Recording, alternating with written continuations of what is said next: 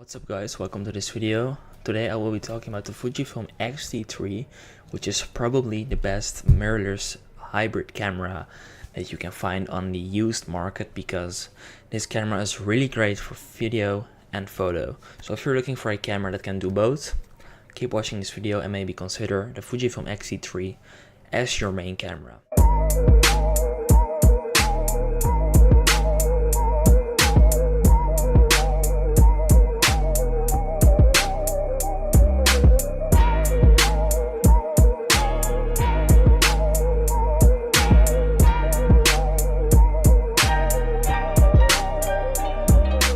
So whenever I joined the Fujifilm system, I bought the Fujifilm X-T1, which is held as one of the best Fuji cameras ever, and also like best mirrorless cameras ever, because it started a new hype/trend back in 2014. But I didn't really like it was a little bit slow compared to standards of this, like the recent years. So I got the X-T3 instead, and I'm very happy with this camera. I mainly use this camera for video, for this YouTube channel, and I also have another YouTube channel which I will probably talk about a little bit later in my channel in my future, not in this video. I mainly use it for video, but I also use it for photography whenever I am like walking around for street photography, or I also use this professionally for food photography, because I have to make photos of food like raw meat and stuff, and like restaurant food, so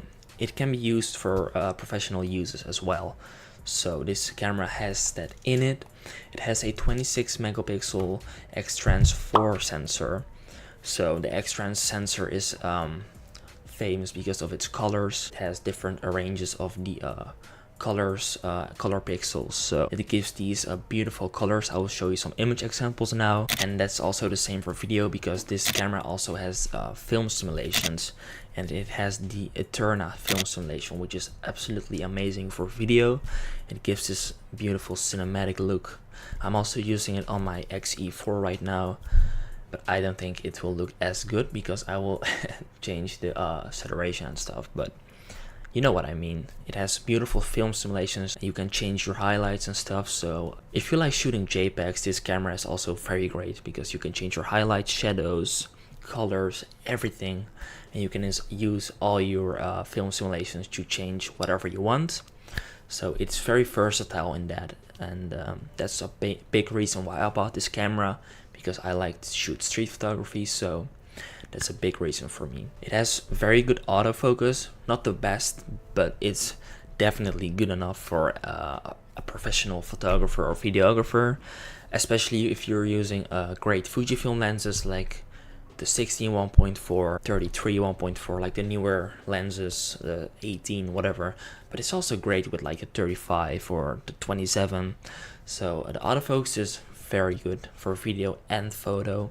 It might struggle sometimes because it's not the newest, but with you can update your firmware on Fujifilm cameras. So if you just upgrade your firmwares, you will definitely get good results of the camera. It has this tilting flip screen which tilts up and down, and it also tilts sideways, and I really like this feature for street photography, because you can like take photos of very weird angles.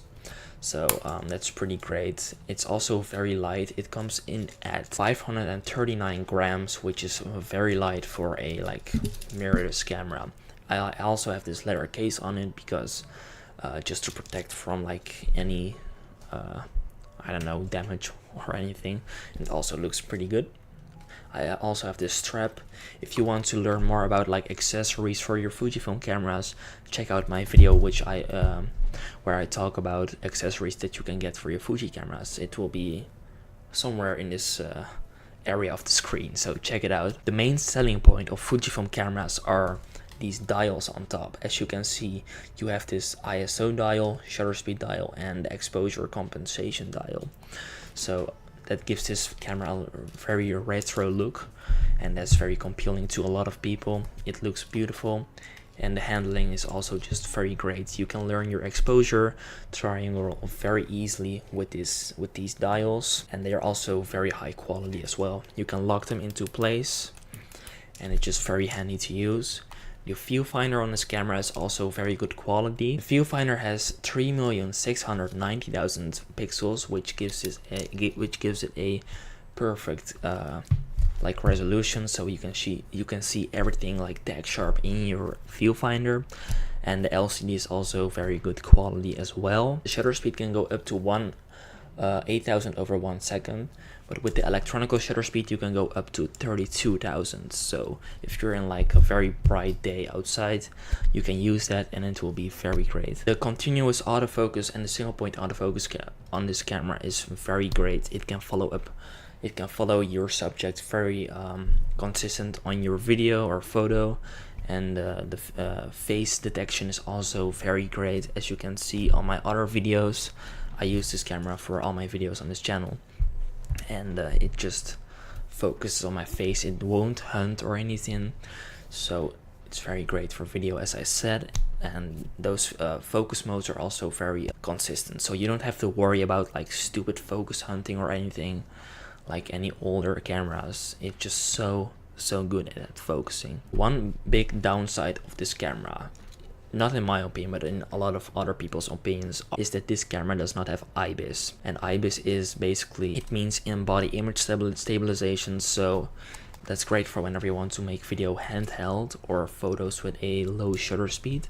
But whenever you're using a tripod, you can just get away with it, or maybe a gimbal or a lens with image stabilization, so it's not a big deal. But if you're strictly a video shooter, I would suggest going for the X-T4 or 5, but this camera is also great for video, as I said like 1,000 times. With the base ISO of 160, you can take very sharp images with this camera. I will show you some image examples now where everything is in like very sharp at like f8 or f5.6. It depends on the lens as well, but like with my 35 1.4, everything is very sharp, and that lens is like very old, so this camera can do that very great. So it's great for any photography and any videography. I really don't have any bad things to say about this camera. Maybe like it does not have IBIS, maybe that's a bad thing for you. I don't really mind. It's also weather sealed, so that's also a great upside to it. I really don't have anything bad to say about this camera. Maybe like the battery life, but that's like with most mirrorless cameras, the battery life is not the best, so you will have to get like 3 batteries at the minimum, but that's not very a big problem. It can shoot 4K video as well, 60 FPS for 20 minutes, and also 1080p 24 FPS, so you can shoot like beautiful cinematic videos, but also slow motion.